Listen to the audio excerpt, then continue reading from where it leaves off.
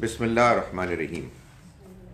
سورہ اعراف سورہ نمبر 7 آیت نمبر 157 کے درمیان سے ہم کو شروع کرنا ہے۔ ہم نے اتنا پڑھ لیا تھا بیچ میں، لیکن وہ میں اس کو دوبارہ ترجمے میں بیان کر دیتا ہوں۔ اعوذ باللہ من الشیطان الرجیم، میں پناہ مانگتا ہوں اللہ کی شیطان مردود کے شر سے۔ بسم اللہ الرحمن الرحیم، ہم شروع کرتے ہیں اس اللہ کے نام کے ساتھ جس کی رحمت بے پناہ ہے، جس کی عنایت ہمیشہ کے لیے۔ الذین یتبعون الرسول، وہ لوگ کہ جو اس رسول کی پیروی کریں گے، النبی الامی، جو نبی امی ہوں گے، الذی یجدونہ مکتوباً، وہ کہ جن کو یہ پاتے ہیں لکھا ہوا، عندہم اپنے پاس، فی التوراۃ والانجیل، تورات میں اور انجیل میں۔ یہاں تک ہم نے پڑھ لیا تھا۔ یہ درمیان میں ایک طویل بیان جو موسیٰ علیہ السلام اور ان کے نیشن فالوورز کی سٹوری ہے، اس کے بیچ میں اللہ تعالیٰ نے انسرٹ کیا ہے۔ اس کو کہتے ہیں تضمین، کہ قرآن مجید میں کوئی بھی سٹوری محض سٹوری ٹیلنگ کے لیے نہیں آتی، بلکہ ہر واقعے کو کسی مقصد کے لیے بیان کیا جاتا ہے۔ تو جو یہ لمبا بیان ہے موسیٰ علیہ السلام اور ان کے فالوورز کی سٹوری کا، اس میں مقصد یہ ہے کہ یہ بتایا جائے کہ یہ جو کچھ ان کے ساتھ ہوا اس میں بہت سے سبق ہیں، اور اگر آج تم اس کی روشنی میں، اس سبق کی روشنی میں صحیح رویہ، ایٹیچیوڈ اختیار کرنا چاہتے ہو، تو پھر وہ ان پیغمبر کو فالو کر کے تم اختیار کر سکتے ہو کہ جو اب تمہارے پاس موجود ہیں، جو اب تمہیں دعوت دے رہے ہیں، جن کے یہ اوصاف ہیں، یہ خوبیاں ہیں۔ تو اس سٹائل کے نتیجے میں یہ بات واضح ہو جاتی ہے کہ یہ محض قصہ گوئی نہیں ہے، بلکہ اس قصے کے بیان کے پیچھے اصل مقصد گائیڈنس ہے۔ اور آبویسلی گائیڈنس کس کو ہے؟ جو لوگ موجود ہیں۔ ماضی کے لوگوں کو تو گائیڈنس نہیں مل سکتی۔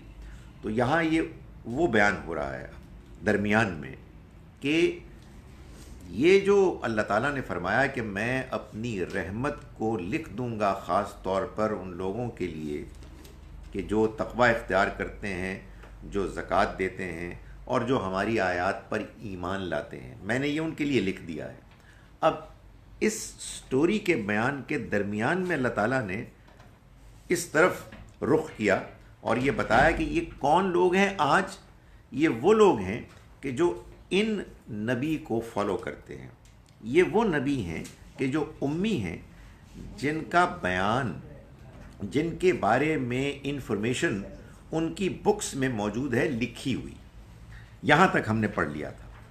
یأمرہم بالمعروف وینہاہم عن المنکر، وہ ان کو معروف بھلائی کا حکم دیتے ہیں اور ان کو برائی سے روکتے ہیں۔ معروف جو باتیں اچھی ہیں، جن کو تمام انسان جانتے ہیں کہ وہ مورلی ڈیزائربل ہیں، ان کو اور لوگوں کو بتاتے ہیں، ان کو انکریج کرتے ہیں۔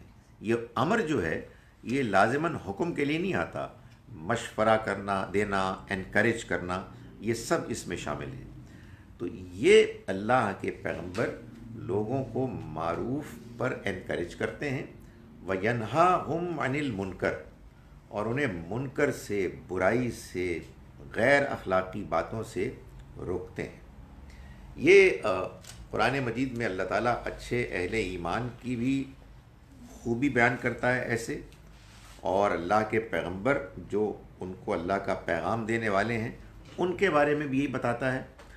اور یہ بتاتا ہے کہ کبھی اگر مسلمانوں کو، اچھے مسلمانوں کو اقتدار مل گیا تو وہ اپنے اقتدار کے ذریعے سے بھی نیکی کو پروموٹ کریں گے اور برائی کو روکیں گے۔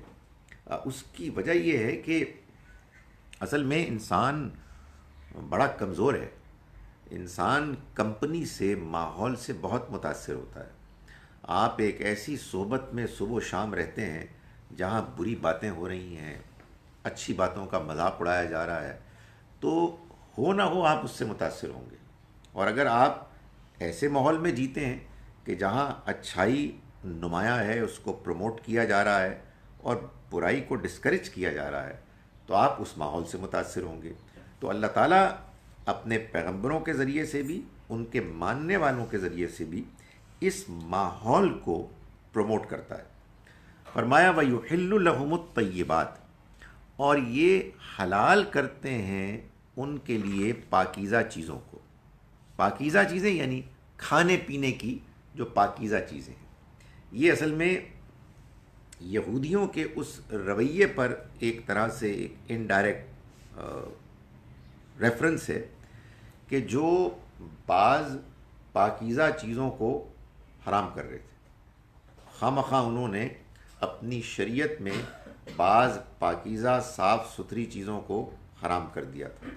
وَيُحَرِّمُ عَلَيْهِمُ الْخَبَائِثَ، اور ان کے اوپر جو خبیث ناپاک چیزیں ہیں وہ حرام کرتے ہیں۔ سو اگر کہیں کوئی ایسی چیز پاک ہو گئی یعنی حلال ہو گئی تو اس کو حرام قرار دے دیا۔ یہ جب اللہ کے پیغمبر موجود نہیں ہوتے اور گیپ آ جاتا ہے تو پھر یہ انحرافات ہو جاتے ہیں، یعنی لوگ اللہ کے دین پر قائم نہیں رہتے، لوگ شخصیات سے متاثر ہوتے ہیں، لوگ کسی اسکالر کی بات سنتے ہیں، لوگ کسی مذہبی پرسنالٹی سے امپریسڈ ہو جاتے ہیں، ٹریڈیشن سے امپریسڈ ہو جاتے ہیں۔ تو اللہ کا جو پیغام اللہ کے پیغمبر لے کے آتے ہیں وہ اللہ کے دین کو بالکل اس جگہ پر دوبارہ قائم کر دیتے ہیں کہ جو اللہ تعالیٰ کے ہاں مطلوب ہے، بالکل صحیح، بیلنسڈ، پاک صاف، متوازن راستہ۔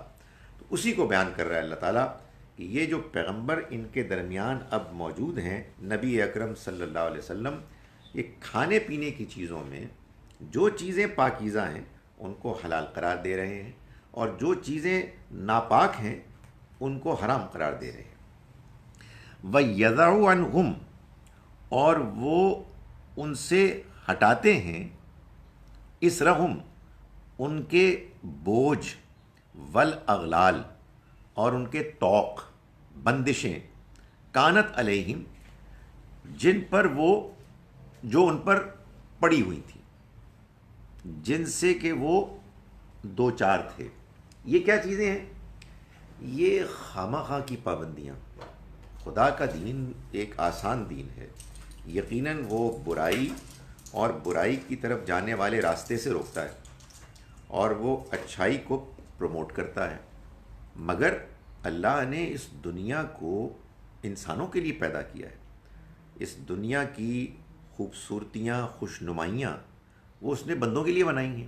اور ابھی یہ اسی سورہ میں ہم شروع میں آیات 33 34 میں پڑھ چکے ہیں کہ یہ اللہ تعالیٰ نے حرام نہیں کی ہیں، لیکن ہوتا کیا ہے کہ جب اللہ کے پیغمبر موجود نہیں ہوتے تو لوگ یا تو ایک ایکسٹریم پہ چلے جاتے ہیں یا دوسری ایکسٹریم پہ چلے جاتے ہیں۔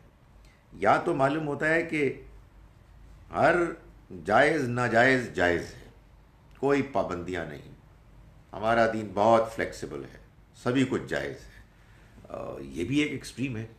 اور دوسری طرف وہ ایکسٹریم ہے کہ آپ احتیاط کے نام پر وہ کام کرنے شروع کرتے ہیں کہ جس کے بعد زندگی گزارنا مشکل ہو جاتا ہے۔ بعض لوگوں کے اوپر کچھ اللہ کا خوف، تقوی اتنا زیادہ غالب آ جاتا ہے کہ وہ جو جائز چیزیں ہیں جن میں کوئی مسئلہ نہیں ہے وہ ان کو بھی احتیاط کا نام دے کے ناجائز کر کے دین بنا دیتے ہیں۔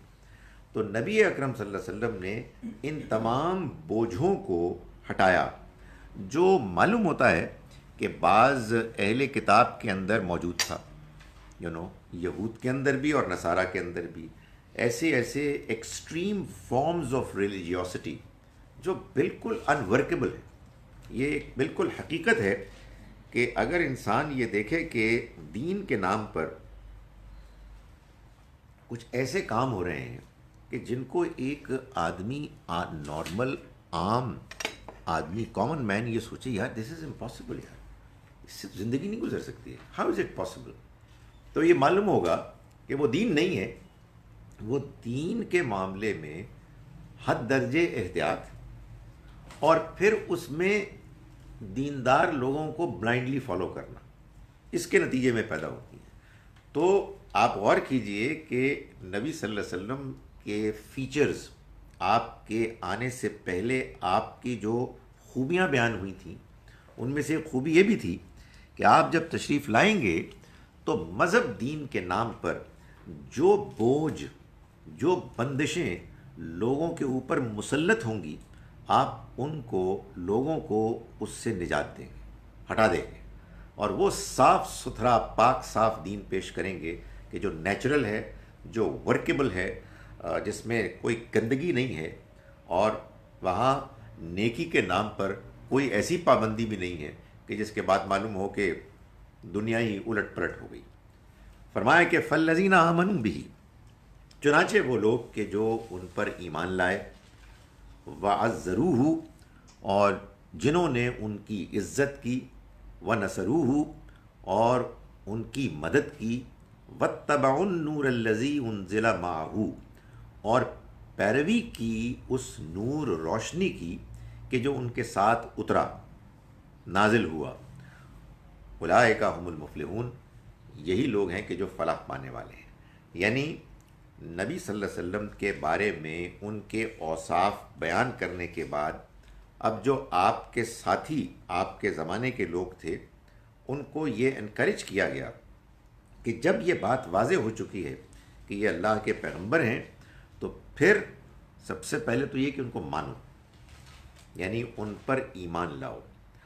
ایمان لانے کا مطلب پیغمبر پر یہ ہے کہ انسان ان کو اللہ کا سچا پیغمبر مانے، اور ان کے بارے میں اگر کوئی شکوک شبہات ہیں تو پہلی فرصت میں اس کو دور کرے۔ پیغمبر کے بارے میں کوئی منفی اوپینین انسان کے دل میں نہیں رہنا چاہیے، ورنہ ابھی ایمان نہیں ہے، ٹھیک؟ اس کی وجہ یہ ہے، اور یہ کوئی ان نیچرل بات نہیں ہے، یہ بڑی سادہ حقیقت ہے۔ جس دین کو آپ مان رہے ہیں اس دین کو لیٹس فیس اٹ ہم کو انہی نے پیش کیا ہے، کسی اور نے نہیں پیش کیا۔ ہم ان کے کہنے پر اس کو مان رہے ہیں، ظاہر ہے اس کے دلائل کے ساتھ، اس دین نے ہم کو کنونس کیا ہے، مگر وہ کون اتھارٹی ہیں اللہ کی طرف سے کہ جنہوں نے اس دین کو پیش کیا ہے؟ وہ اللہ کے پیغمبر ہیں۔ تو سب سے پہلے ان پر ایمان لانا ہے کہ انہوں نے جو بات دین کے طور پر پیش کی وہ ان کی اپنی بات نہیں تھی، وہ اس میں آخری درجے میں مخلص تھے، انہوں نے اللہ کے دین کو بغیر کسی کمی بیشی کے پیش کر دیا۔ تو ایمان لائیں اس پر، وَعَزَّرُوهُ، اور اس کی عزت کی۔ یہ عزت نیچرل ہے، یعنی یہ کوئی خارج سے ٹھونسی ہوئی عزت نہیں ہے کہ آپ نے کوئی لمبی چوڑی تقریر کر دی جس کے بعد لوگوں کو کہا کہ آپ نے عزت کرنی ہے۔ نہیں، وہ عزت جب آپ قرآن پڑھتے ہیں، جب آپ نبی اکرم صلی اللہ علیہ وسلم کے احوال کو جانتے ہیں، آپ نے جس طرح سے اس دین کو پہنچایا ہے، تو ایک نیچرل رسپیکٹ ہے جو پیدا ہوتی ہے۔ تو وہ عزروہ، جنہوں نے ان کی عزت کی، ونصروہ، اور ان کی مدد کی۔ یہ قرآن مجید نے ایک ایڈیشنل تقاضا ہے کہ جو مسلمانوں کے سامنے رکھا ہے، تمام پیغمبروں کے ماننے والوں کے سامنے رکھا ہے، کہ پیغمبر ایک مشن لے کے آتے ہیں۔ وہ مشن اصل میں ان کا دین ہے، اس دین کو صحیح شکل میں انسانوں کے سامنے پیش کرنا۔ اس پیغام میں جہاں جہاں کسی کی ضرورت ہے وہ اگر اس میں آگے بڑھ کر اس کو پورا کرتا ہے تو وہ اصل میں نصرت کرتا ہے، مدد کرتا ہے۔ قرآن مجید نے کہا کہ یہ جو مدد ہے یہ اصل میں اللہ کی مدد ہے۔ عیسیٰ علیہ السلام نے اپنے حواری جو ان کے پوٹینشیل اسٹوڈنٹس تھے ان کو کہا من انصاری اللہ، کون ہے میرا مددگار اللہ کے راستے میں؟ قال الحواریون، تو حواریوں نے جواب میں کہا نحنو انصار اللہ، ہم ہیں اللہ کے مددگار۔ یعنی انہوں نے اس کے جواب میں جو بات بیان کی وہ ایک کلیئرٹی تھی کہ پیغمبر کی مدد کرنا ان کے مشن میں اصل میں کیا ہے؟ اللہ کی مدد کرنا، یعنی اللہ کے اس پروجیکٹ میں انوالو ہو کر اپنی ذمہ داریاں پوری کرنا۔ کوئی چیز بھی دین کی ایسی ہے کہ جو آپ محسوس کرتے ہیں کہ اس میں گڑبڑ ہے اور ضرورت ہے کہ اس کو ٹھیک کرنا چاہیے۔ آپ کسی محلے میں رہتے ہیں، کہیں رہتے ہیں، مسجد نہیں ہے، آپ مسجد بنواتے ہیں، آپ محسوس کرتے ہیں کہ لوگ قرآن نہیں سمجھ رہے، ان کو سمجھ ہی نہیں آ رہا، تو آپ اس کے لیے کوئی کوشش کرتے ہیں۔ لائک وائز دین کو دوسروں تک پہنچانا ہے، اس کے لیے آپ محسوس کرتے ہیں خود سیکھ کر اس میں کسی اور طرح سے کنٹریبیوٹ کر کے۔ اب تو ظاہر ہے کہ بڑے اور طریقے آ گئے ہیں، کوئی بندہ کتاب لے کے کسی کو دے دیتا ہے، کوئی اور کام کر دیتا ہے۔ یہ سب کیا ہے؟ یہ مدد ہے کہ انہوں نے پیغمبر کی مدد کی، ان کے لائے ہوئے دین کو انہوں نے سپورٹ کیا۔ واتبعوا النور الذی انزل معہ، اور فالو کیا، پیروی کی اس روشنی کی کہ جو ان کے ساتھ اتری۔ اولئک هم المفلحون، یہی لوگ ہیں کہ جو فلاح پانے والے ہیں۔ تو یہ بات درمیان میں آئی تھی جس کو میں نے کہا یہ تضمین ہے، یعنی اصل سٹوری کے ڈسکرپشن میں اللہ نے درمیان میں ایک بات انسرٹ کی ہے، اور میں نے آپ کو بتایا کہ اس کا ایک بڑا مقصد یہ ہے کہ یہ بات معلوم ہو کہ یہ داستان ایسے ہی نہیں سنائی جا رہی، اس کا مقصد ہدایت، رہنمائی، گائیڈنس ہے۔ قل یا ایھا الناس، کہیے اے لوگو۔ جب بات یہاں تک پہنچ گئی تو پھر اللہ تعالیٰ نے یہ دعوت بھی دے دی، اے انسانوں، انی رسول اللہ علیکم، رسول اللہ صلی اللہ علیہ وسلم کی زبانی، میں اللہ کا رسول ہوں تمہاری طرف، جمیعاً، سب کے سب کی طرف، یعنی یہ پیغام ساری انسانیت کے لیے ہے۔ اس میں ایک تو یہ ہے کہ اس زمانے کے جو یہود خاص طور پر تھے جو مسلمانوں کے ساتھ مل کر کمپرومائز کر کے رہنا چاہتے تھے، کہ کوئی گڑبڑ نہ ہو، کوئی آپس میں ٹینشن نہ ہو، تو ان کا یہ موقف تھا کہ ہم ان کو مانتے ہیں، یہ اللہ کے نبی ہیں، مگر تمہارے لیے، بنی اسماعیل کے لیے، ہمارے لیے نہیں، ہمارے لیے تو ہمارے بنی اسرائیل میں سے ہی آئیں گے۔ تو اللہ تعالیٰ نے یہاں فرمایا کہ یہ سب کے لیے، یہ اللہ کے رسول ہیں، جمیعاً، سارے کے سارے انسانوں کے لیے۔ اس کا دوسرا جو پہلو ہے وہ ظاہر ہے میرے اور آپ کے لیے بھی ہے۔ ہم یہاں تو خیر پاکستان میں رہتے ہیں، دائیں بائیں سارے ہی مسلمان ہیں، اگرچہ کہ مسلمان کو مسلمان نہیں سمجھتا، مگر ہیں تو ہم سارے مسلمان، اور ہمیں ایک دوسرے کو سکھانا ہے، سیکھنا ہے، وہ ایک الگ مسئلہ ہے۔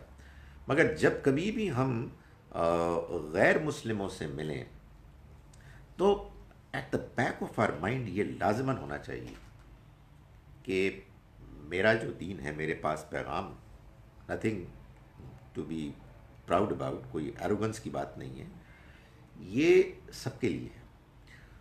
ہو سکتا ہے کہ میں کسی سے بات نہ کروں، اور پروبیبلی یہ ایڈوائزبل ہے کہ شروع میں تو بات نہ کریں، مطلب یہ کوئی بات نہ ہوئی کہ آپ نے کسی سے کوئی بزنس کرنی ہے، کوئی آپ کا مسائل فوراً جا کے یہ ذرا کلمہ سے پڑھ لیو تو یہ یعنی یہ تو بھونڈا طریقہ ہوگا۔ مگر آپ جیسے بھی بیہیو کریں، آپ جس طرح کا بھی انداز اختیار کریں، آپ کے ذہن میں یہ ضرور ہونا چاہیے کہ اگر اللہ نے مجھے موقع دیا اور کوئی ایسی صورتحال پیدا ہو گئی تو میں اچھے، حکیمانہ، انٹیلیجنٹ طریقے سے بات پہنچانے کی کوشش تو کروں گا. پرابیبلی سب سے بہتر طریقہ یہ ہے کہ اگر کوئی گفتگو آگے بڑھی اور وہ سننے کے لیے پڑھنے کے لیے تیار ہوئے تو قرآن کا ترجمہ دے دیں، یہ ہمارے پاس کتاب ہے، اس کو آپ پڑھ لیں. یہ اس کا تقاضا ہے کہ رسول اللہ صلی اللہ علیہ وسلم اللہ کے رسول ہیں تمام انسانوں کے لیے. الذی لہ ملک السماوات والارض، یہ اس اللہ کے رسول ہیں کہ آسمانوں اور زمین کی بادشاہت جس کی ہے، یعنی یہ اس کے نمائندے ہیں اور یہ اس کا پیغام لے کر آئے ہیں. لا الہ الا، نہیں ہے کوئی الہ الا ہو سوائے اس کے. یحیی و یمیت، وہی زندگی دیتا ہے اور وہی موت دیتا ہے. یعنی یہ کوئی معمولی بات نہیں ہے. اللہ کے رسول جس کے نمائندے ہیں وہ ذات وہ ہے کہ جس نے تمہیں پیدا کیا اور تم جی رہے ہو اس کے فیصلے کی وجہ سے. اور اگر اس بات سے تمہیں کوئی زیادہ میلان سنجیدگی پیدا نہیں ہوتی تو پھر وہ موت بھی وہی دے گا تمہیں اور تمہیں اس کی طرف جانا ہے. اس لیے اس کے پیغمبر کے ذریعے سے پہنچنے والے پیغام کو اگنور مت کرو. وہی ہے جس نے زندگی دی، جو زندگی دیتا ہے، اور وہی ہے کہ جو موت دے گا. فآمنوا باللہ و رسولہ، چنانچہ ایمان لاؤ اللہ پر اور اس کے رسول پر. ایمان لاؤ وہی بات کہ اس کو مانو جیسے کہ ماننے کا حق ہے. یعنی یہاں جو دعوت ہے وہ یہ ہے کہ اس کو سمجھو. ایمان لانا تو سمجھنے کا نیچرل لازمی کانسیکوینس ہوتا ہے. ایمان لاؤ اللہ پر اور اس کے رسول پر.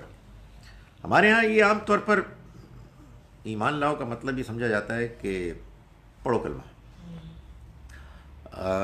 کلمہ بھی پڑھنا چاہیے یقیناً، لیکن اس سے پہلے کہ آپ کلمہ پڑھیں آپ کو سمجھ میں آنا چاہیے، آپ کا ایمان ہونا چاہیے. آپ کو بات پہنچی ہے تو آپ اس کو سمجھیں، ہضم کریں. سچی بات ہے، ایمان لانے کا مطلب ڈائجسٹ کریں اس کو، آپ اس کے بارے میں کلیئر ہوں. جب کلیئر ہوں گے تو آپ کے اندر ایک اطمینان پیدا ہوگا کہ یہ کلیم ٹھیک ہے. تو اللہ پر ایمان لاؤ، اس کے نبی پر ایمان لاؤ. الامی، جو امی ہیں بنی اسماعیل میں سے ہیں. الذی یؤمن باللہ و کلماتہ، وہ کہ جو خود ایمان لائے ہیں اللہ پر اور اس کے کلمات پر، اس کی باتوں پر. یعنی تمہیں ایمان کی دعوت دینے سے پہلے وہ خود اس مرحلے سے گزرے. یعنی نبی صلی اللہ علیہ وسلم بھی اللہ پر ایمان لائے اور اللہ کی باتوں پر، اللہ تعالیٰ کے فرمان کلمات پر. جو آپ پر پیغام نازل ہوا اس پیغام کو آپ نے مانا، آپ نے اس کے بارے میں ایک کلیئرٹی اختیار کی اور اس کے بعد اس کو تسلیم کیا اور پھر اس کو دنیا والوں کے سامنے پیش کیا. فرمایا واتبعوہ، اور پیروی کرو اس کی، فالو کرو اس کو. یعنی جو دین لے کے آئے ہیں اس دین کو سمجھ کر اختیار کرو. لعلکم تہتدون، تاکہ تم ہدایت پاؤ، راہیاب ہو جاؤ، یعنی اپنی منزل تک پہنچ جاؤ. اب یہ درمیان کا ٹکڑا ختم ہو گیا، یعنی جس کو میں کہہ رہا ہوں تضمین، جو اللہ تعالیٰ نے انسرٹ کیا اس بات کو واضح کرنے کے لیے کہ یہ ساری گفتگو کیوں ہو رہی ہے. فرمایا ومن قوم موسیٰ امۃ یہدون بالحق، اور موسیٰ کی قوم میں بھی ایک گروہ ایسے لوگوں کا رہا ہے یہدون بالحق، کہ جو حق کے مطابق ہدایت دیتے تھے، رہنمائی کرتے تھے. وبہ یعدلون، اور اسی کے مطابق انصاف کرتے تھے. یعنی قرآن مجید ہمیشہ یہ کرتا ہے کہ جب وہ کسی قوم، خاص طور پر اہل کتاب کا ذکر کرتا ہے اور ان کو کرٹیسائز کرتا ہے ان کی غلط باتوں پر، تو یہ واضح کرتا ہے کہ یہ سارے ایک طرح کے نہیں، ان میں اچھے لوگ بھی، اور وہ لوگ وہ ہیں کہ جنہوں نے حق کے مطابق لوگوں کی رہنمائی کی اور اسی کے مطابق انہوں نے انصاف کیا. تو یہ وہ لوگ ہیں کہ جو جب ان کے سامنے اللہ کا پیغام ٹھیک طریقے سے پہنچ گیا تو انہوں نے اس کو بھی مان لیا، اس لیے کہ ان کے ہاں تو کوئی تعصب تھا ہی نہیں۔ یہ تو اصل میں تعصب ہوتا ہے، جذباتی لگاؤ، کہ جو انسان کو حق بات کو ماننے سے روک دیتا ہے۔ تو فرمایا کہ موسیٰ کی قوم میں ایسے لوگ بھی ہیں کہ جو رہنمائی کرتے ہیں حق کے مطابق اور اسی کے مطابق وہ انصاف کرتے ہیں۔ وَقَطَّعْنَاهُمُ اثْنَتَيْ عَشْرَةَ أَسْبَاطًا أُمَمًا، اور ہم نے بانٹ دیا ان کو 12 خاندانوں میں، گروہوں کی صورت میں، الگ الگ گروہوں کی شکل میں۔ یہ 12 خاندان تھے، اللہ تعالیٰ نے ان کو ایڈمنسٹریٹو فیسلٹی کے نقطہ نظر سے ان کو 12 خاندانوں میں بانٹ دیا، تاکہ ان کو ظاہر تعداد بڑی ہو گئی تھی، ان کو مینیج کرنا آسان ہو جائے۔ وَأَوْحَيْنَا إِلَىٰ مُوسَىٰ، اور ہم نے وحی کی موسیٰ کو، اِذِ اسْتَسْقَاهُ، کہ جب انہوں نے پانی مانگا، قومہ، اپنی قوم کے لیے۔ پانی مانگا، بھائی بات یہ ہے کہ وہ مصر سے نکلے، کچھ بھی نہیں تھا ان کے پاس، ہوتا بھی تو اسے کیا فرق پڑتا تھا، 12 گھنٹے 24 گھنٹے کے بعد سب کچھ ختم ہو جاتا، کھانے پینے کا سامان، کوئی ساتھ ان کے کوئی فریج وغیرہ تھوڑی تھا۔ تو اس کے بعد گرمی، صحرائے سینا میں سخت گرمی، تو پیاس تو فوراً ہی لگتی تھی۔ تو انہوں نے جب پانی مانگا، یعنی موسیٰ علیہ السلام نے آن بہاف آف ہز نیشن، تو ہم نے کہا، ہم نے وحی کی، ان اضرب بعصاک الحجر، کہ تم اپنے لٹھیا کو چٹان پر مارو۔ تو وہ وہاں تھے، پہاڑ تھے، چٹانیں تھیں، تو ان پر لٹھیاں مارو، وہی لٹھیا، وہی جو سانپ بن گئی تھی۔ فن بجست من حسنۃ عشرۃ عینا، تو اس میں سے نکلے 12 چشمے، 12 چشمے اس میں سے پھوٹے، یعنی 12 خاندان تھے، 12 کے 12 خاندانوں کے لیے الگ الگ۔ قد علم کل اناس مشربہم، ہر انسانوں کے گروہ نے جان لیا اپنے اپنے پینے کی جگہ کو، اپنے گھاٹ کو، یعنی ان سب کو الگ الگ پھر وہ ملا پینے کا موقع، اور انہوں نے اس کو پیا، ہوپ فلی کیو بنا کر۔ قد علم کل اناس مشربہم وظللنا علیہم الغمام، اور ہم نے ان کے اوپر سایہ کر دیا بادلوں کا۔ یہ ظاہر ہے کہ ایک اور مشکل ہے کہ بڑی سخت گرمی میں آپ کے اوپر کوئی چھت نہیں، کچھ نہیں، کوئی چھتری نہیں، تو کیا کریں گے آپ؟ تو اللہ تعالیٰ نے ان کے لیے پھر یہ بھی ارینجمنٹ کیا کہ ان کے اوپر بادلوں کا سایہ کیا۔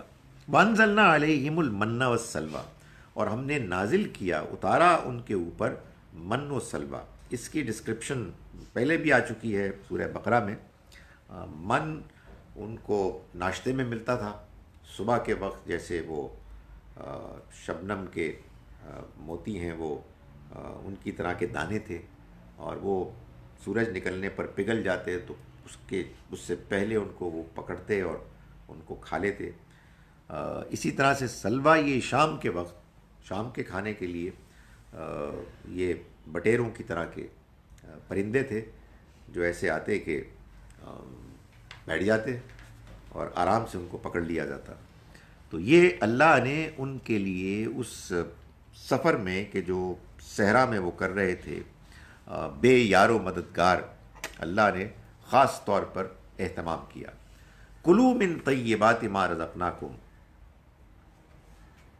کھاؤ ان پاکیزہ کھانوں میں سے کہ جو ہم نے تم کو رزق کے طور پر دیا۔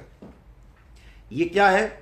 یہ اصل میں وہ رزق خود اپنی زبان سے گویا کہ بول رہا ہے، اس کو کہتے ہیں زبان حال، یعنی بعض اوقات آپ کو میسج پہنچانے کے لیے الفاظ بولنے یا لکھنے کی ضرورت نہیں ہوتی، سچویشن بتا رہی ہوتی ہے کہ بھائی کھاؤ، یہ دس از فار یو، تو کھاؤ اس میں سے کہ جو ہم نے تم کو رزق، ان پاکیزہ چیزوں میں سے کہ جو ہم نے تم کو رزق کے طور پر دیں۔ مگر انہوں نے اس کی ناقدری کی۔ یہ الفاظ میں نہیں ہے، یہ اگلا جو جملہ آ رہا ہے اس میں امپلائیڈ ہے۔ ان کو یہ سب کچھ ملا، اس کے باوجود انہوں نے خدا کی ناشکری کی، شکر گزاری نہیں کی. وما ظلمونا، تو انہوں نے ہمارا کچھ نہیں بگاڑا. ولیکن کانوا انفسہم یظلمون، مگر وہ خود اپنے اوپر ظلم کرتے تھے. یعنی جو کچھ انہوں نے کیا اس کے نتیجے میں ان کا بگڑا، ہمارا کچھ نہیں بگڑا. قرآن مجید یہ بار بار کہتا ہے کہ جب ہم غلط کام کرتے ہیں، زیادتیاں کرتے ہیں، تو اصل میں ہم اپنے آپ کو بگاڑ رہے ہوتے ہیں، اپنا نقصان کرتے ہیں، اپنے اوپر ظلم کرتے ہیں. وَإِذْ قِيلَ لَهُمُ اسْكُنُوا، اور یاد کرو اس وقت کو کہ جب کہا گیا کہ ان سے کہا گیا کہ اسْكُنُوا هَذِهِ الْقَرْيَةَ، رہو اس بستی میں. یعنی اب معلوم ہوتا ہے کہ لمبے سفر کے بعد وہ فلسطین پہنچ گئے، اور وہاں اللہ تعالیٰ نے ایک بستی کے بارے میں کہا کہ یہ اب تمہارے لیے ہے، تم سفر سے آئے ہو، یہ ہم نے کالونی تمہارے لیے بنا دی، دس از فار یو. وَكُلُوا مِنْهَا حَيْثُ شِئْتُمْ، اور تم کھاؤ اس میں سے جہاں سے چاہو، بغیر کسی روک ٹوک کے، تمہارا یہ علاقہ تمہارا ہے. وَقُولُوا حِطَّةٌ، اور کہو حطہ، یعنی بخش دے.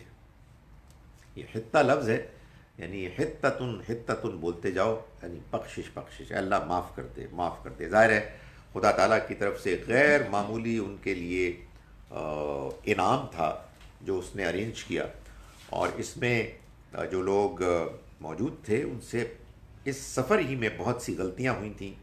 تو انسان جب ایسے موقع پر اللہ کی نعمت کو پاتا ہے تو ایک نیچرل ایک انسان کے اندر انٹینیشن پیدا ہوتی ہے کہ اللہ سے معافی مانگے. اللہ تعالیٰ نے ان کو اسی کی تلقین کی کہ کہو حطتن، بخشش، گناہ بخش دے. وادخلوا الباب سجدن، اور داخل ہو جاؤ دروازے سے جھکتے ہوئے. سجدن، سجدہ کرتے ہوئے. معلوم ہوا کہ سجدہ صرف اس کو نہیں کہتے کہ جو اپنے پیشانی آپ ماتھے کو زمین پر لگاتے ہیں. یہ آیت واضح ہے کہ اس سے مراد یہ بھی ہے کہ آپ بس جھک جائیں. تو ان کو یہ کہا گیا کہ تم شہر کے مرکزی دروازے سے جب داخل ہو تو عاجزی اور انکساری کے ساتھ. یہ تمہاری کوئی فتح نہیں ہے کہ جس کو تم سیلیبریٹ کرو.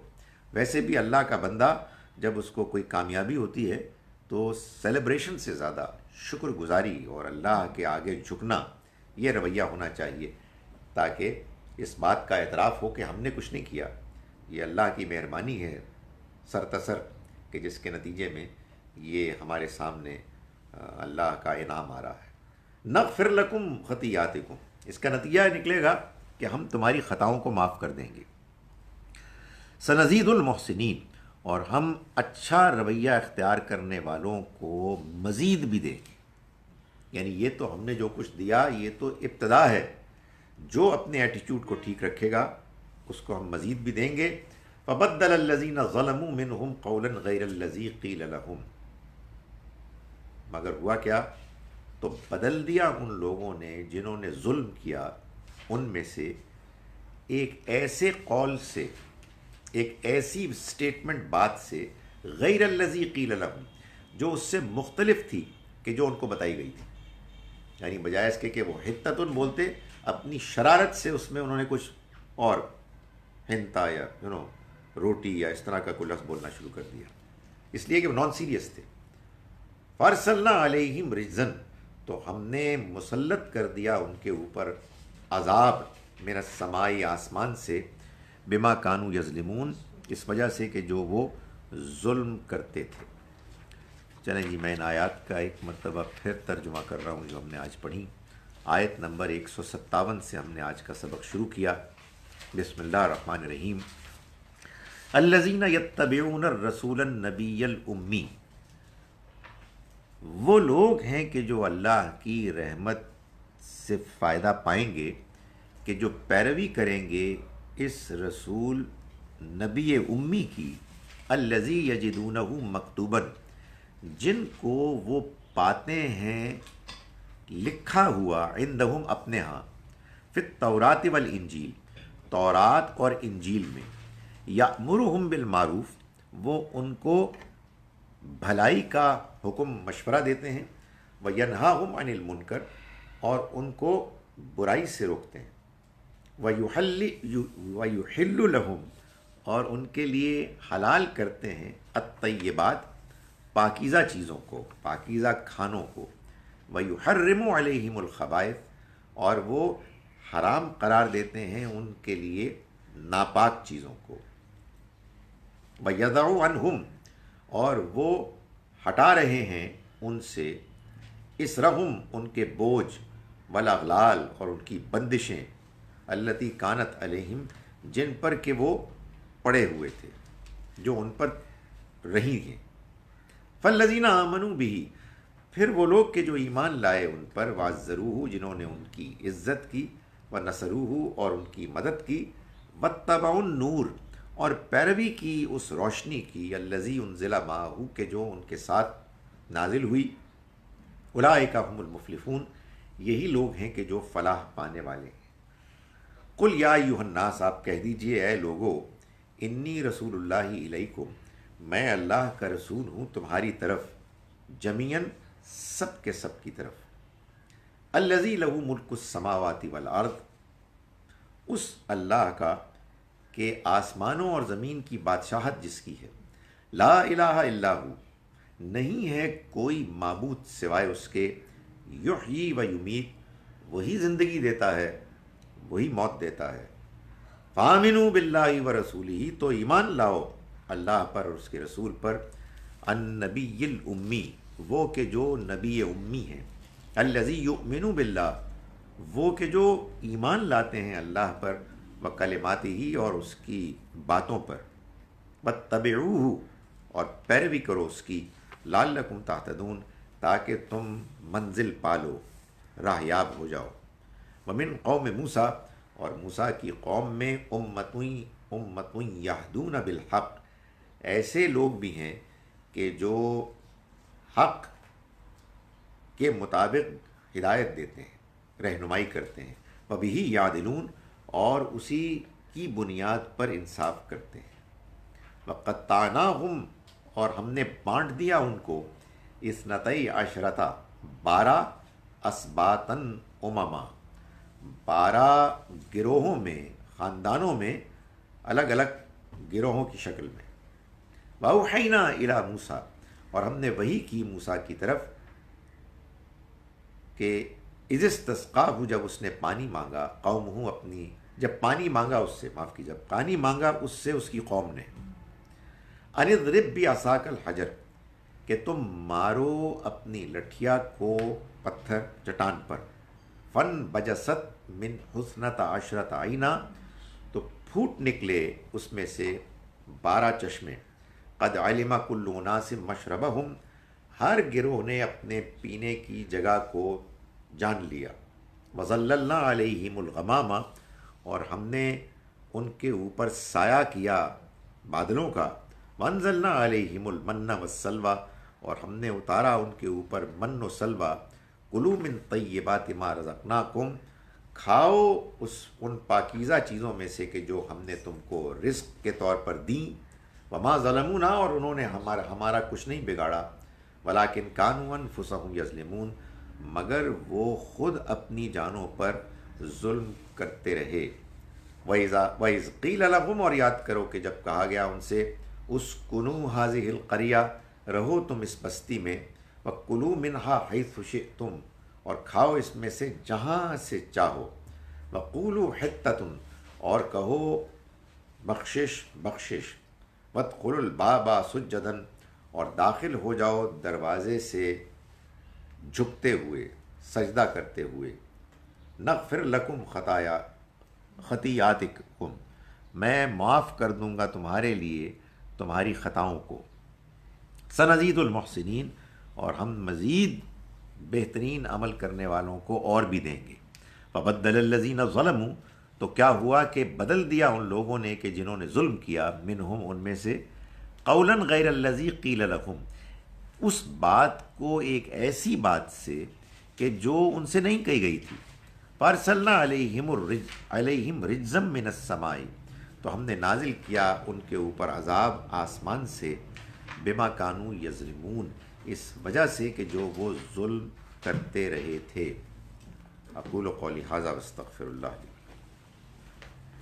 صحیح. یہاں پہ جو نور ہے تو اس کا مناسب قرآن مجید، اللہ تعالیٰ قرآن مجید کو نور قرار دیتا ہے. یہ وہ روشنی ہے کہ جس کو جب آپ پا لیتے ہیں تو آپ کو دنیا کے اندھیروں میں روشنی کی رہنمائی ملتی. یعنی دنیا میں بڑے سوالات ہیں، الجھنیں ہیں، پریشانیاں ہیں. انسان کو قرآن مجید کی رہنمائی کے نتیجے میں ان پریشانیوں، ان سوالات کے اندھیروں میں جوابات، رہنمائی کی روشنی ملتی ہے. سو یہ میٹافوریکل ہے، ظاہر ہے اس سے مراد وابڈا کی اور ٹارچ کی روشنی نہیں ہے، بلکہ حقیقی روشنی. جی جی Actually, I'm trying to write a paper. تو اس سلسلے میں کچھ سوال. ایک تو یہ ہے کہ alcohol is prohibited in Islam, G right? جی لیکن جس جگہ وہ سرو کی جائے، مثلاً پب، ادھر مذہب کا کیا ہے کہ آپ پریزنٹ لائک نیٹ ورکنگ کرنی پڑتی ہے when you're working. آرگنائزیشنز میں ایکسپیکٹیشن ہے کہ آپ پب میں بھی شامل ہوں گے جہاں وہ بیٹھے ہوئے ہیں، گپ شپ لگائیں گے، آپ بالکل نہ کیے لیکن وہاں موجود ہوں. سچویشنل ہے، ڈپینڈ کرتا ہے. آپ کو یہ کہا جائے گا کہ کسی حال میں آپ اس کو نہ چکھیں اور لوگوں سے پلیزنٹ ہی رہیں، مگر دل میں اس کو برا جانیں.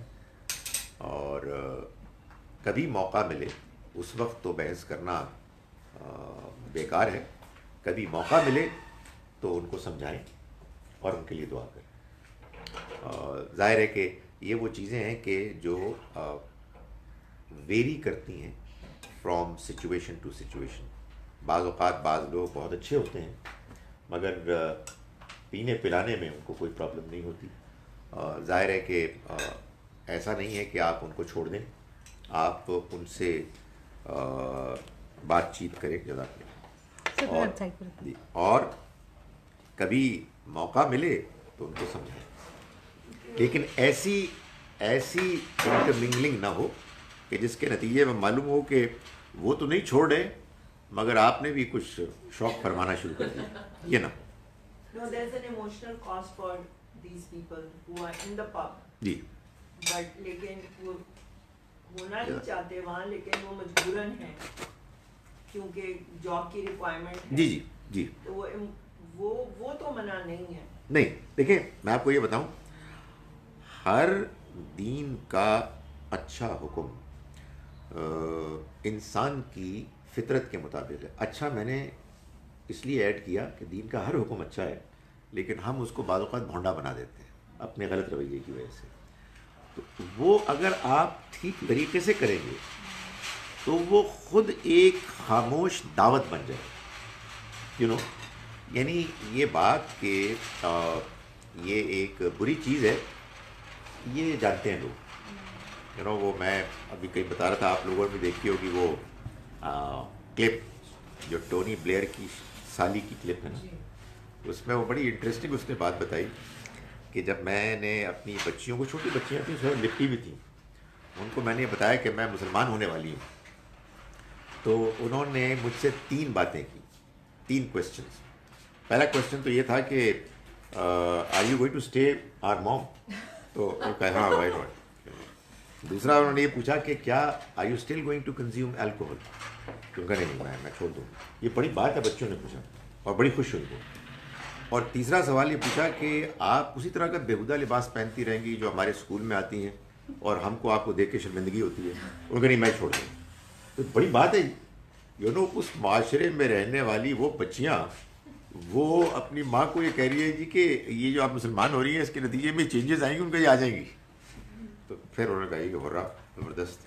سو یہ آپ کو اپنا کام کرنا ہے، سختی وقتی سے کچھ نہیں ہوتا. تقریر سے بھی ایسی بحث ہوتی ہے، جو سچائی ہے وہ پینیٹریٹ کرتی ہے.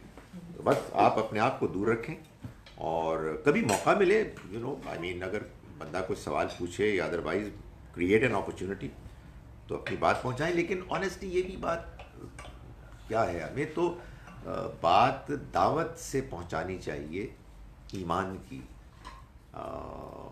یہ چیزیں پھر آپ چھٹ جاتی ہیں. بات دین کی سمجھ میں آ جاتی ہے آپ سے چھٹ جاتی ہیں.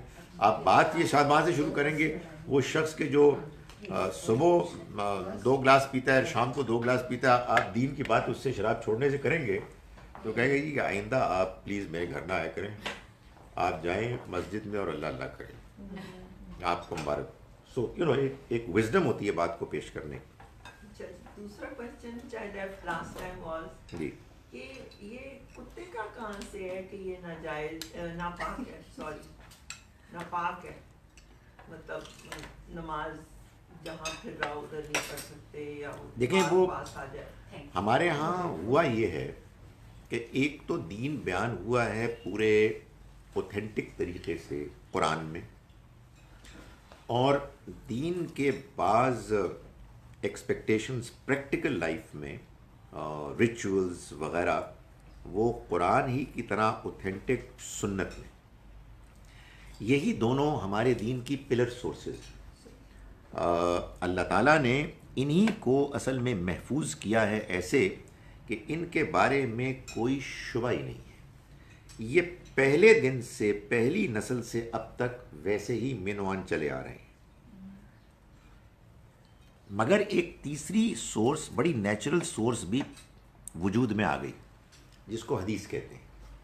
نیچرل اس لیے میں کہہ رہا ہوں, نبی صلی اللہ علیہ وسلم دین پر عمل کر رہے ہیں, لوگوں کو بتا رہے ہیں, سوالوں کے جواب دے رہے ہیں, تو یہ کیسے ہو سکتا ہے کہ انڈیویجولز میں سے بعض نے ان کو سن کے آگے نہ بتایا ہو. مگر یہ وہ 2 سورسز نہیں ہیں. ان میں ان کی اس سورس کی خوبی کے باوجود اس میں بعض پرابلمز لازماً ہونی تھی. وہ یہ ہے کہ ان میں جو باتیں ہیں وہ باتیں کوئی کسی نے ادھر سے پکڑی, کسی نے ادھر سے پکڑی, کانٹیکسٹ سے آئسولیٹ کر کے بہت ساری باتیں ہو گئیں, لوگوں نے اس کو زوردار طریقے سے بیان کرنا شروع کر دیا. کتے کے بارے میں قرآن مجید نے جو 2 باتیں بیان کی ہیں تو بڑی شاندار ہیں. اس میں تو اللہ تعالیٰ نے یہ بتایا ہے کہ یہ جو کتے کو تم ٹرین کرتے ہو, سدھاتے ہو, یہ تو اللہ کا دیا ہوا علم ہے, اور اس کے نتیجے میں جب تم شکار کے لیے بندوق چلاتے ہو, غلیل سے کرتے ہو, تیر سے کرتے ہو, اور وہ پرندہ کہیں دور جا کے گرتا ہے اور کتا اس کو اپنے منہ سے پکڑ کے تمہارے لیے لاتا ہے, تمہارے لیے حلال ہے, تو یہ کیسے ہو سکتا ہے کہ یہ کوئی ایسی ناپاک چیز ہے؟ دوسرا یہ کہ اللہ تعالیٰ نے بتایا اصحاب کہف کے بارے میں کہ ان کو جب اللہ نے سلایا اور وہ سوئے رہے صدیوں, تو درمیان میں ان کا کتا دہلیز پہ بیٹھا ان کی رکھوالی کر رہا تھا. یعنی رکھوالی اس انداز میں کہ سویا ہوا تو وہ بھی تھا, مگر لوگ جو دور سے آ کے دیکھتے تو ڈر کے بھاگ جاتے. تو یہ ہے قرآن کا بیان. حدیث میں جو کچھ بیان ہے وہ یا تو ان کتوں کے بارے میں ہے جو اسٹرے ڈاگز آتے ہیں, آ کے گند پھیلا کے چلے جاتے ہیں, ان کو آپ نے ٹرین نہیں کیا ہوا, ان کی گندگی کو دور کرنے کا کوئی اہتمام نہیں ہے, تو ان کے بارے میں وہ سٹیٹمنٹس ہیں, جن میں سے ایک مثال کے طور پر کسی موقع پر نبی صلی اللہ علیہ وسلم کے حجرہ مبارک میں بھی آ گیا تھا, اور حضرت جبرائیل اس موقع پر آ گئے, تو انہوں نے کہا یہ اس کتے کو نکالے, یعنی اس سے ناپاکی ہو رہی ہے. تو ٹھیک ہے, یہ بالکل ہوتا ہے ایسے ہی, کوئی کتا آیا آ کے ادھر چلا گیا. تو اب دیکھیں نا کہ ہمیں پوری انفارمیشن ہے ہی نہیں, ایک کتے کی انفارمیشن آ گئی, بیان کرنے والے کو بھی آپ بلیم نہیں کر سکتے, اس لیے کہ اس نے ایک بات نوٹس کی, اس کو بیان کر دیا. اور یہ تو بعد میں جو لوگ تھے ان کی ذمہ داری تھی کہ وہ ان روایات کو, احادیث کو قرآن کی روشنی میں دیکھتے اور فیصلہ کرتے کہ یہ کن کتوں کے بارے میں بات ہو رہی ہے. اسی طرح سے معلوم ہوتا ہے مدینے میں کچھ ایسے کتے تھے کہ جن سے وہ بیماری جو ہوتی ہے ریبیز کی, ان کو مار دیا گیا تھا, اس لیے کہ ظاہر ہے کہ اگر بیماری پھیلے گی تو اس سے بھی پرابلمز ہو سکتی ہیں. سو یہ جو سورس ہے، اس سورس کے بارے میں ہمارے ہاں بہت سے مسلمانوں نے ایک ایگزیجریٹڈ رویہ اختیار کیا کہ اس کے ایک ایک لفظ کو ایسے ہی بغیر کسی کانٹیکسٹ کے ماننا ہے. تو اس کے بعد یہ سب کچھ ہوا. میں پڑھ سکتا ہوں جی یہاں، مجھے پابند کیا گیا کہ میں یہاں کے سوالات بھی ون کروں، one from here and one from there. پہلے اس کا جواب، وہ پابندیاں جو فرعونی اور مستبد قومیں کمزوروں اور مجبوروں پر عائد کر دیتی ہیں، انہیں اپنے کاموں کے لیے قید رکھتے ہیں. ان قوتوں کا یہ عمل، ان قوموں کا عمل خود ان قوتوں کے لیے بھی توق ہے. دین اسلام انسانوں کو آزاد رکھنے کے حکم پر عمل کے ذریعے ایک طرف مجبوروں کو آزادی دلاتا ہے اور دوسری جانب قابضین کو اس ظلم سے روک کر ان پر احسان کرتا اور آزادی دلاتا ہے. آپ کی گفتگو بہت اچھی ہے، اس میں کوئی اختلاف نہیں، لیکن آیت میں یہ بات نہیں ہو رہی. آیت میں جو بات ہو رہی ہے وہ ان مذہبی پابندیوں کی بات ہے کہ جیسے اگر کوئی عورت بیوہ ہو جائے تو 4 مہینے 10 دن ایک کمرے میں بند ہو کے رہے، خبردار کوئی اس سے ملنے آئے. یہ کون سا دین ہے بھائی؟ کس نے بتایا؟ گھر سے ایک قدم باہر نہیں نکل سکتی، بچے اسکول میں جانے ہیں، اس کو اپنے آفس میں جانا ہے، تو یہ پابندیاں کس نے عائد کی؟ تو اس طرح کی بہت سی پابندیاں ہیں کہ جو لوگ اپنے ماحول میں کچھ اوپینینز فارم کر لیتے ہیں، شدت پسندی اختیار کرتے ہیں. تو اللہ کے پیغمبر اس طرح کی مذہبی دینی پابندیوں کو ختم کرنے کے لیے آئے تھے. جی تو یہ میں نے پہلے ہی پوچھا تھا کون ہے، لیکن مجھے ابھی بھی سمجھ نہیں آ رہی ہے، اتنی پروہیبیشن ہے یہاں پہ، آگے کیوں پلائیں گے اللہ کو؟ کیا کہ وہ ہے نا کہ شراب یہاں نہیں پینی، اور وَسَقَاهُمْ رَبُّهُمْ شَرَابًا طَهُورًا. معلوم یہ ہوتا ہے، میں معلوم ہی ہوتا ہے کہہ سکتا ہوں، اس لیے کہ اس سے زیادہ کہوں گا تو آپ مجھ پہ الزام لگائیں گے کہ شراب میں 2 طرح کی خوبیاں ہیں، یا آپ کہیے ایٹریبیوٹس ہیں. وہ بھی تو ایک پازیٹیو لفظ ہے. ایک یہ ہے کہ اس سے آدمی کو نشہ آتا ہے، تو وہ نشہ تو ناجائز ہے، اس لیے کہ اس سے انسان کی عقل متاثر ہوتی ہے اور اس کے نتیجے میں انسان اپنے اوپر، اپنے اخلاق پر، اپنے غصے پر کنٹرول نہیں کر پاتا. اور لگتا ہے کہ اس کے علاوہ دوسری بھی کوئی چیز ہوتی ہے، کوئی مزہ ہوتا ہے اس میں، تو اس کی وجہ سے اللہ تعالیٰ نے کہا کہ وہ رہے گا. کوئی مشروب ایسی ملے گی کہ جس میں ذہن معوف نہیں ہوگا، آل فال بکا نہیں جائے گا، مگر اس کی پازیٹیو چیز ہوگی. ریلیکسیشن ہو سکتا ہے، بالکل صحیح ہے. وہ ایک کھٹک سے جا کے کچھ مزہ بھی ہوتا ہے. جو دوسری جو آپ نے لفظ نشہ استعمال کیا ہے، جی، مسلمان شراب تو نہیں پیتے لیکن چرس بھی پی لیتے ہیں، بھنگ بھی پی لیتے ہیں یا کھا لیتے ہیں، جو بھی ہے وہ ان کے لیے ٹھیک ہے. اور کچھ خاص قسم کے پان بھی کھاتے ہیں، جس سے بھی کچھ اصل چیز کوئی مشروب نہیں ہے.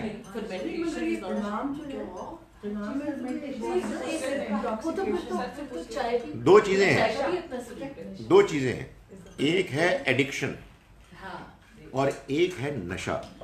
نشہ وہ چیز ہے کہ جس سے انسان کا ذہن ایسے متاثر ہوتا ہے کہ پھر اس کو اپنے غصے، اپنے اخلاق، اپنی بات چیت پر کنٹرول نہیں رہتا.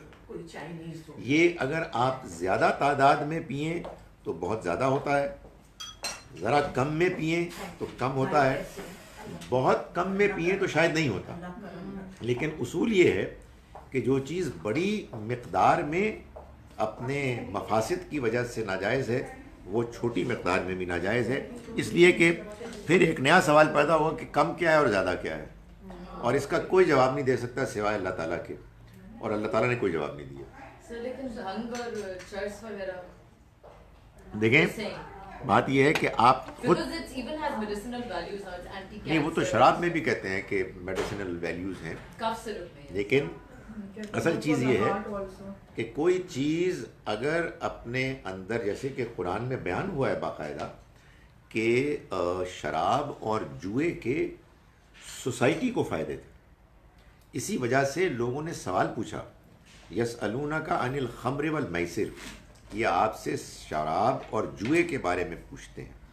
یعنی یہ اس لیے پوچھتے ہیں کہ ان کے ہاں یہ ایک ٹریڈیشن تھی کہ جب سردیاں آتی اور لوگ غریب مفلس بھوکے ہوتے تو وہ لوگ اکٹھے ہوتے اور شراب کی مجلس ہوتی اور اس میں جوا کھیلتے، اور جو جوا جیتتا وہ پھر اس جوئے سے حاصل ہونے والے انعام کے طور پر اونٹوں کو ذبح کرتا اور لٹاتا.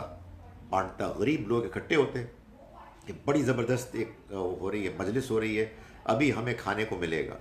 تو لوگ اس کو بہت پسند کرتے.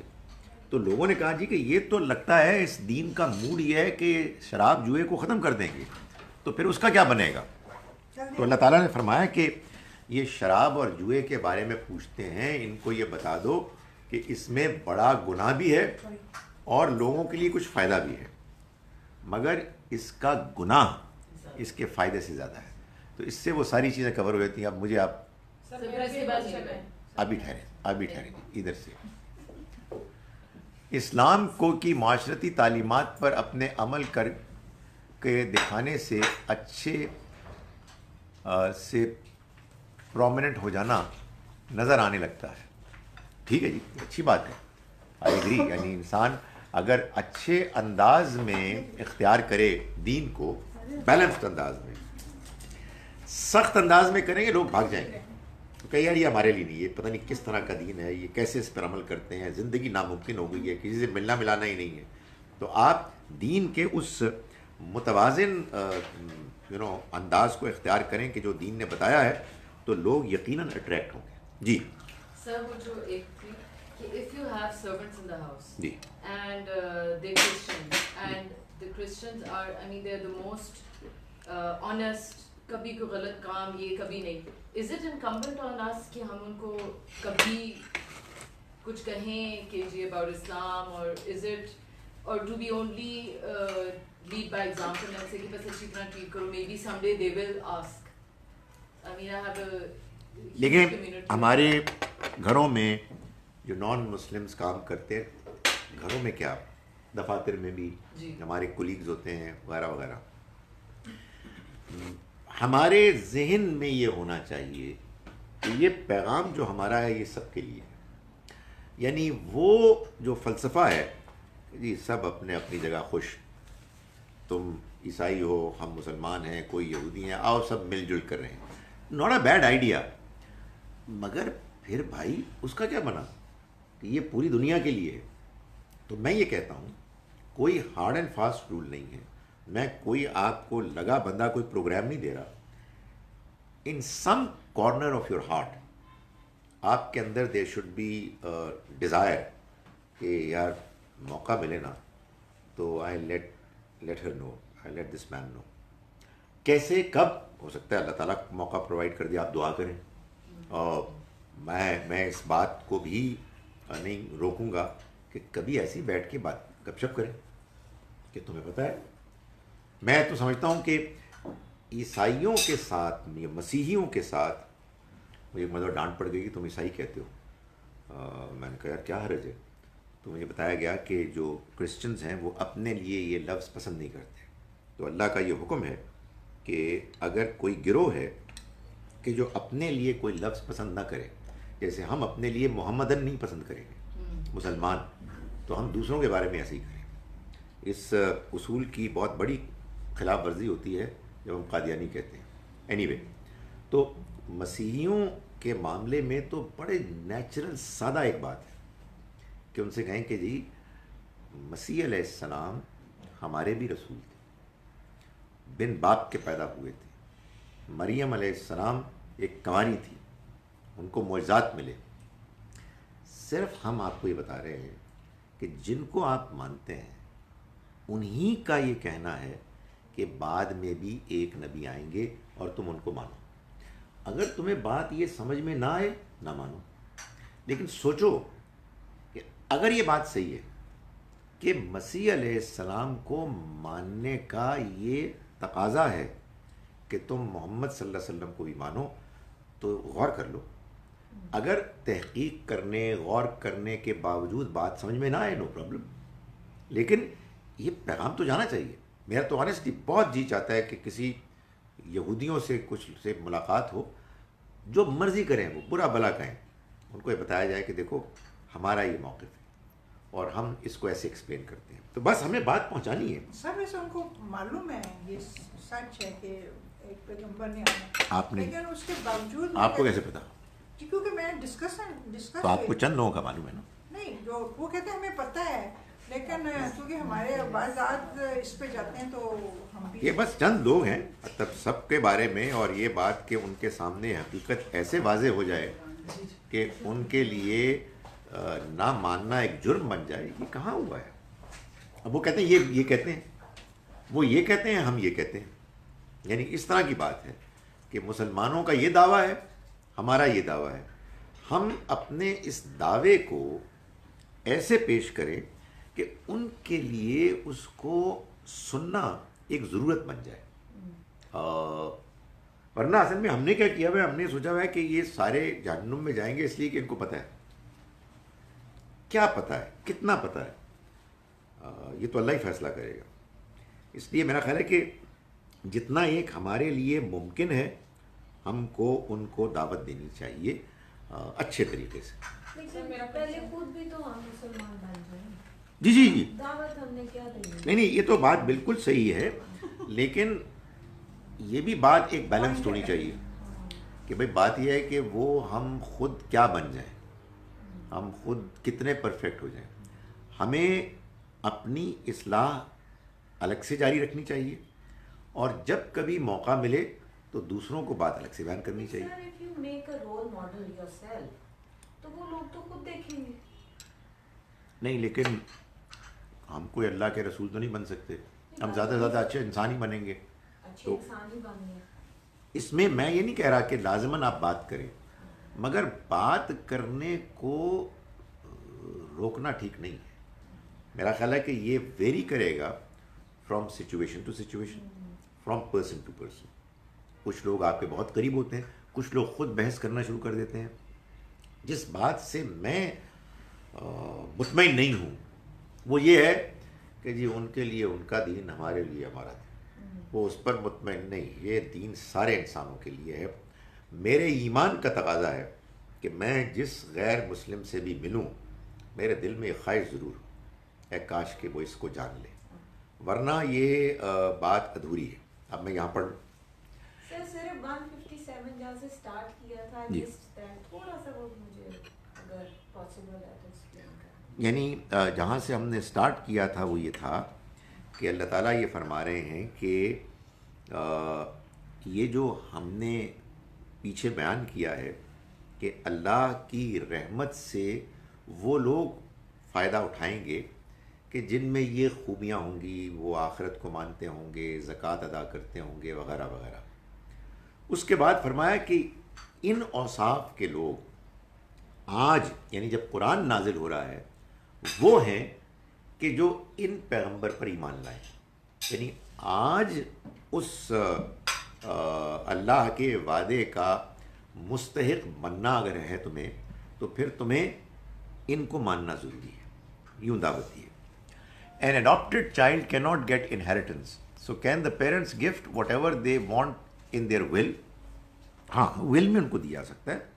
یعنی اللہ تعالیٰ نے اسی لیے وصیت کی گنجائش رکھی ہے کہ آپ اپنی وصیت میں کسی کو بھی دے سکتے ہیں. اور اس کا ایک بہت اچھی مثال جو ہے وہ اڈاپٹڈ چائلڈ ہے کہ اس کو آپ قانون وراثت میں تو نہیں دے سکتے، لیکن آپ وصیت کر سکتے ہیں. سر وہ جو آج آپ نے سبق پڑھایا اس میں موسیٰ علیہ السلام کی قوم میں کچھ لوگ ایسے ہیں جو ہدایت پر ہیں. سر کیا وہ انہیں 12 گروہوں میں سے ہیں جب وہ گزر رہے تھے تو یعنی اللہ تعالیٰ نے یہ تبصرہ فرمایا کہ ان میں سے بہت سے لوگوں نے غلط رویہ اختیار کیا، مگر سارے ایسے نہیں ہیں. ان میں سے ایسے ہمیشہ رہے ہیں لوگ کہ جو حق پر تھے، ہدایت کے مطابق لوگوں کی رہنمائی کرتے اور اسی کے مطابق لوگوں کے ساتھ انصاف کرتے ہیں. سر ایک کوشچن یہ ہے کہ رسول پاک صلی اللہ علیہ وسلم انہوں نے مرتے دم تک اپنے چچا کو کہا تھا کہ آپ کلمہ پڑھ لیں, تو ان کو چچا کو پتہ تھا کہ مطلب رسول پاک مسلم ہیں اور خدا پہ یقین رکھتے, پھر انہوں نے کیوں نہیں کلمہ؟ دیکھیں یہ بات ہم کو تاریخ سے معلوم ہوتی ہے. قرآن کی جو آیات بتاتی ہیں وہ ان سے تو یہ معلوم ہوتا ہے کہ نبی صلی اللہ علیہ وسلم بعض لوگوں کو چاہتے تھے لیکن وہ ہدایت نہیں لائے, ہدایت پہ نہیں آئے. تو اللہ تعالیٰ نے فرمایا کہ آپ نہیں ہدایت پر لا سکتے جن کو آپ چاہتے ہیں, بلکہ اللہ ہے کہ جو ہدایت دیتا ہے جن کو وہ چاہتا ہے. اس کے واقعات ہیں وہ تاریخ میں بیان ہوئے ہیں. آپ کو معلوم ہے کہ ہماری تاریخ میں اب 2 بڑے گروہ بن گئے ہیں. جو آپ کے بیان کردہ واقعے کو ایک گروہ مانتا ہے, دوسرا نہیں مانتا. اس لیے اس بحث میں پڑھنے کی ضرورت ہے. ویسے میں لیکن یہ ایک اپنی جگہ پر ایک حقیقت ہے کہ اللہ نے ہر انسان کو آزادی دی ہے, اور کوئی کسی کا باپ ہو, کوئی کسی کا چچا ہو, کوئی کسی کی بیوی ہو, کسی پیغمبر کا بیٹا ہو, کوئی ضروری نہیں ہے کہ وہی مان لیں. اس لیے کہ یہ فیصلہ اللہ کا ہے. When somebody deliberately commits murder, then because of his status puts pressure on the family of the deceased to accept blood money, can anything be done to stop this? ہاں بالکل, عدالت کو روک دینا چاہیے. یعنی یہ جو دیت کے نتیجے میں قاتل کو چھوڑنے کا معاملہ ہے, یہ اگرچہ کہ خاندان والوں کو اس کا اختیار دیا گیا ہے, مگر خاندان والوں کو یہ اختیار ملے گا اس وقت کہ جب پہلے سوسائٹی, معاشرہ, عدالت یہ فیصلہ کرے گی کہ یہ خاندان والوں کے لیے اب فیصلہ کرنا ہے. بعض صورتوں میں یہ بالکل ممکن ہے, بلکہ ہونا چاہیے کہ یہ طے ہو کہ یہ وہ جھگڑا, یہ وہ قتل ہے ہی نہیں کہ جس میں خاندان والے انوالو ہوں گے. مثال کے طور پر ہمارے یہاں مذاق ہوتا ہے کہ قاتل خود باپ ہوتا ہے, خود بھائی ہوتا ہے, اور معافی کون دیں گے؟ باپ بھائی. تو یہ تو نہیں ہو سکتا. اسی طرح سے بعض اوقات ایک کوئی گھر ہوتا ہی نہیں ہے, پوری قوم انوالو ہوتی ہے. ریمنڈ ڈیوس کے کیس میں پوری قوم کے ساتھ زیادتی ہوئی تھی. ایک بندہ باہر سے آ گیا, اس نے آ کے ہمارے بندوں کو مار دیا, تو یہ اب خاندان والے کہاں سے آ گئے؟ یہ تو قوم کو فیصلہ کرنا ہے کہ کیا ہمارے ساتھ ایسا ہونا چاہیے. مگر آبویسلی ڈیسیشنز جو ہے وہ سبجیکٹیو بھی ہوتے ہیں. جیسے وہ کراچی میں وہ ایک لڑکے کا ہوا تھا, اور رئیس لڑکا تھا, اس نے مار دیا. تو اب پریشر ڈال کے آپ خاندان والوں کو کہ وہ پیسے لے لے, ایسی صورتوں میں روک دینا چاہیے, بیکاز یہ معاملہ اب صرف ایک خاندان کا نہیں ہے. جی ڈاکٹر صاحب, یہ جو گرینڈ چائلڈ کو وراثت میں نہیں ملتا ہے, اس کی کیا وجہ ہے؟ پوتے کو وراثت میں جو حق نہیں ملتا, اس کی وجہ ہمارے ہاں جو علماء اور علماء کی ایک بڑی تعداد ان کو یہ حق نہیں دیتے, اس کی وجہ یہ ہے کہ وہ یہ کہتے ہیں کہ قرآن مجید میں بیٹوں کا ذکر ہے, پوتوں کا ذکر نہیں ہے, اور بیٹے پوتے نہیں ہوتے. جو لوگ اس آرگومنٹ کو نہیں مانتے وہ یہ کہتے ہیں کہ نہیں, وہ جب باپ نہیں ہے تو پوتا ہی بیٹے کی جگہ پر ہے. السلام علیکم.